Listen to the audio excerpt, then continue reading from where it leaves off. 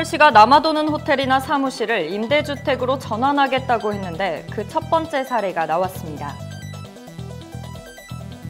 전국의 주요 버스 노조들이 5월 15일 총파업을 예고하면서 찬반 투표에 돌입했습니다. 국회 패스트트랙 법안 처리 과정에서 벌어진 여야 간 고소고발 사건 대부분을 경찰이 맡게 됐습니다. 지난 8일 최저임금위원회가 운영위원회를 열고 내년도 최저임금 심의를 위한 절차에 본격 착수했습니다. 재활용 업체들이 조작한 서류로 폐비닐 재활용 실적을 인정받아 수십억 원의 지원금을 챙긴 사실이 드러나자 환경부가 재활용 실적 관리체계 전면 개편에 나섰습니다. 자세한 소식은 잠시 후 뉴스에서 전해드리겠습니다. 시청자 여러분 안녕하십니까? 신동아 방송 강다혜입니다. 뉴스를 시작하겠습니다. 서울시가 남아도는 호텔이나 사무실을 임대주택으로 전환하겠다고 했는데 그 첫 번째 사례가 나왔습니다. 이는 신혼부부나 저소득층 부담을 줄이기 위해서 임대료를 저렴하게 책정하고 있습니다. 박원순 시장이 지난해 유럽 순방 도중 도심 주거난 해결을 위해 호텔이나 사무실 건물을 임대주택으로 바꿀 수 있도록 하겠다고 밝혔는데 서울 숭인동의 한 호텔이 그 첫 번째 사례가 된 겁니다. 이 호텔의 31개 세대는 공공임대주택으로 규정돼 청년층과 신혼부부 등이 월세 20만 원 이하로 임대할 수 있습니다. 40여 세대의 특별 공급 물량은 주변 시세의 85% 가격으로 저소득층에 공급되고 이는 건물주와 무주택자 모두에게 이익이 되는 셈입니다. 서울시는 현재 도심 건물 두세 곳과 추가 협의 중에 있다며 공실률이 높은 건물을 임대주택으로 전환할 경우 적극 지원할 방침이라고 밝혔습니다. 전국의 주요 버스 노조들이 5월 15일 총파업을 예고하면서 찬반 투표에 돌입했습니다. 주 52시간 근무제 도입을 앞두고 기사 채용과 임금 조정이 필요한 상황이지만 정부와 지자체가 손을 놓고 있다는 이유 때문인데요. 자칫 최대 3만 대의 버스들이 멈추게 될 상황입니다.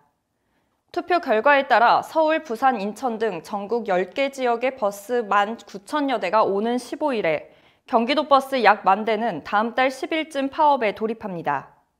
주 52시간을 하려면 기사도 모자라 국토교통부는 전국적으로 4,000명이 더 필요한 것으로 보고 있습니다. 업체들은 여력이 없다며 7월부터 노선 49개를 없애고 하루 운행 대수도 전체의 7%인 710대를 줄이겠다고 경고했습니다. 국회 패스트트랙 법안 처리 과정에서 벌어진 여야 간 고소 고발 사건 대부분을 경찰이 맡게 됐습니다. 서울 남부지검은 국회회의 방해와 재물손괴, 공무집행 방해 등의 혐의로 접수된 사건들을 영등포 경찰서에 보내 사실관계를 확인할 예정이라고 밝혔습니다.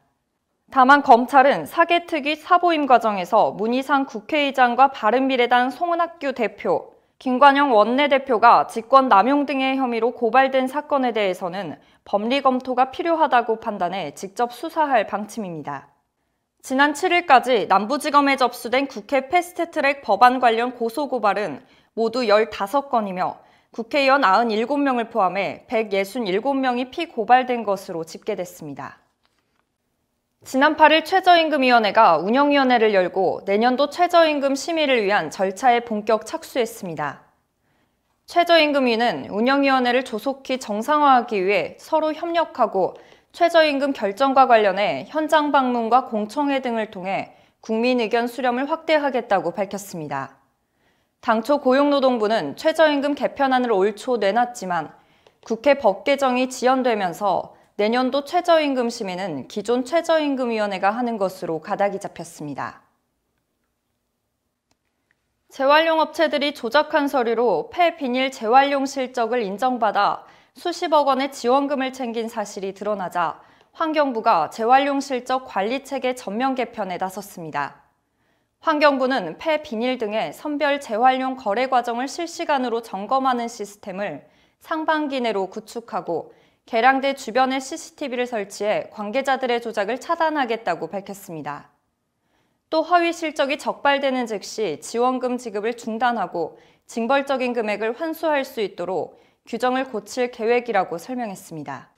검찰은 지난 2015년부터 3년 동안 계량 증명서 등을 허위로 작성해 환경공단으로부터 폐비닐 재활용 실적을 인정받아 80여억 원을 챙긴 혐의로 재활용 업체 10곳을 적발했다고 발표했습니다.